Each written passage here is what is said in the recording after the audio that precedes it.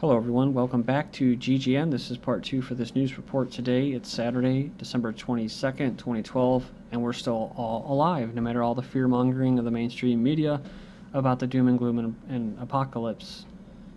It's funny because for the first time, I saw one lonely old article last night, late last night, or actually it was almost 2 days ago, that was actually saying, well, you know, the Mayans actually say it's not going to be the end of the world, while putting out just almost every article, 9 out of 10 of them, saying that the Mayans said it's going to be the end of the world. So they had to sneak that in at the end after they got the fear levels up.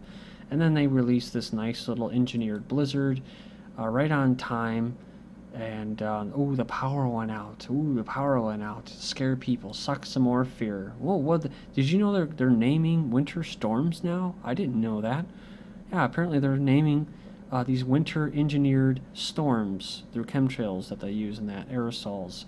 And they called it, guess what? Draco. Ooh, another way to instill fear. Call the blizzard, the big engineered blizzard of December 21st, Draco. It's all about sucking up that fear, right? So we have UN defends NATO's premeditated genocide in Syria as long-planned sectarian bloodbath unfolds. UN deceitfully labels atrocities as reprisals. Back in 2007, it was reported that U.S., Israel, and Saudi Arabia together were not only organizing, funding, and training and arming militants directly linked to al-Qaeda to be used against Syria and Iran, but knew well in advance that by doing so they would trigger an unprecedented cataclysmic conflicts already driven by sectarian extremism. Not only was such sectarian violence expected, it was desired ahead of redrawing a new map for the Middle East, one that favored the Western corporate financier and geopolitical interests, while keeping the region weak, divided, and infighting. Which makes, you know, this whole thing about, oh, al-Qaeda is growing powerful and Syria is turning into sectarian conflict. Well, everybody warned them of that, and now they have it. But they don't care about people dying, and right now hundreds of thousands of Syrian people that have had to flee as refugees and are starving and freezing right now. They don't give a shit about them, just like they don't give a shit about the people that are still in Syria, right? They're going to use them as pawns so they get the regime changed, like this article says, for corporate financiers. They want to go in there and get a cushy regime change so they can exploit their resources. Now the UN is feigning indignation over the inevitable, increasingly overt sectarian nature of the so-called Free Syrian Army and its so-called rebellion. Entire communities and minorities face extermination. To blunt the impact this will have on public opinion, UN Special Advisor on the Prevention of Genocide has preemptively stated, I am deeply concerned the entire communities risk paying the price for crimes committed by the Syrian government. Actually, Seymour Hersh's article back in 2007 was saying what? The U.S. has also taken part in clandestine operations aimed at Iran and its ally Syria, besides Lebanon and other areas. A byproduct of these activities has been bolstering of Sunni extremist groups that espouse a militant vision of Islam and are hostile to America and sympathetic to al-Qaeda. You can go in there and check out all these different quotes that were given leading up to this, so people were warned. So the UN once again is abusing its self-appointed authority by excusing and spinning premeditated sectarian genocide designed to advance a documented conspiracy admitted years ago. More recently, this conspiracy to destroy Syria through engineered and purposely protracted violence was documented further by the very corporate financiers themselves amongst the papers and the policy think tanks. Remember this, from Brookings Institute, Saving Syria, assessing options for regime change, openly stated they sought to bleed Syria and purposefully protracted violence to get the regime change and what they wanted. So a post-ABC poll says U.S. involvement in Syria is supported and not supported. In general, Americans widely oppose U.S. military involvement in Syria, but majorities support establishing a no-fly zone and direct action, or if direct action rises if chemical weapons are used by the government. So the first couple were kind of encouraging, right, as far as mind control and brainwashing of the masses, and just, again, using people's emotions to not really oppose this and support these atrocities for these global corporations, if they have the if there's a reason, right? Kind of like weapons of mass destruction in Iraq. Says, do you support or oppose the Obama regime's decision to recognize an organization of Syrian rebel groups as a legitimate government of Syria? Everybody knew that they were Al-Qaeda, so they couldn't help but say, oh yeah, 47% opposed. Do you think the U.S. military should or should not get involved in the situation in Syria? Says, should not get involved, 73%. So here's where the spin comes in. What if the Syrian government uses chemical weapons against its people?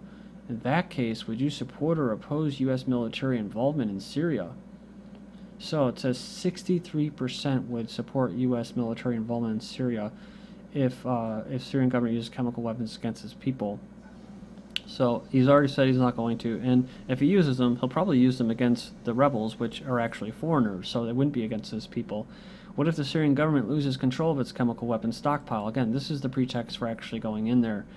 In that case, would you support or oppose U.S. military involvement? 70% said they would support military involvement if the Syrian government loses control of its chemical weapons. Well, we already know that the United States and the West are actually training these Syrian rebels, which are known Al-Qaeda-linked terrorists, how to, quote, handle these chemical weapons stockpile. We know that they know how to handle them because we actually saw a video on YouTube that were supposedly these Syrian rebels saying, here you go, Assad, this is going to be you, and actually killing rabbits in a little cage while releasing some, I think it was sarin gas or something like that. So they have a hold of them.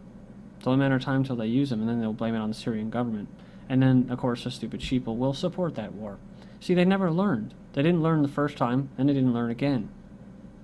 So how many times do they have to go through this? These Iraq WMDs, 9/11 crap, lies, that are so obvious when you start scratching it, right? But they don't. So, and they go in there and they said they'll support a no-fly zone, and it says here, it says, what if Syria attacked neighboring countries that are U.S. allies? In other words, Turkey, right? Or who is actually heading up the whole terrorist front and arming these terrorists to go in there. In that case, would you support or oppose U.S. military involvement? 69%. So that's just people feeling like they have to get in other people's business, right? As their own country. They live in a police state. You know, they have every day that goes by, more wealth is consolidated into fewer hands. They have to work harder and harder. Isn't that interesting that as more wealth gets consolidated into fewer hands, into these people who basically don't do a damn thing to, you know, they don't actually get in the mines and start digging. They don't break their backs at work every day. No, they just scheme and scam on how to steal the wealth and labor, the results of people's labor. And so they get more and more as every day goes by. And every day that goes by, you hear how people have to, oh, I can't retire. I got to keep working until I drop dead.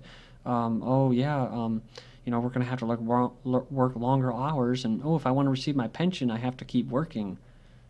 And like little mice in the cage, you know, they'll think that we have to do this to survive, right? We have to keep perpetuating this monetary usury system, the slave system, in order to survive. We can't just try to break free from this and form our own type of way of living.